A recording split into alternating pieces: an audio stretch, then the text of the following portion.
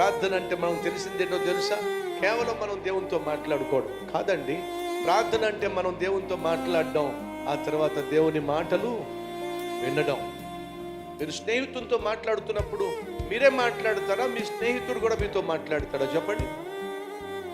నువ్వు మోకరించి ప్రార్థన చేస్తున్నప్పుడు దేవుడు తన వాక్యము ద్వారా నీతో మాట్లాడతాడు. కాబట్టి నువ్వేం చేయాలి? ఈ వాక్యాన్ని బహు శ్రద్ధగా చదవాలి. నువ్వు వాక్యాన్ని చదువుతున్నప్పుడు దేవుడు నీతో మాట్లాడతాడు. నీ పట్ల ఆయన కలిగి ఉన్న ప్రణాళికలు ఏమిటో తెలియజేస్తాడు. నీ కుటుంబం పట్ల ఆయనకున్న ఆలోచనలు ఏమిటో తెలియజేస్తాడు.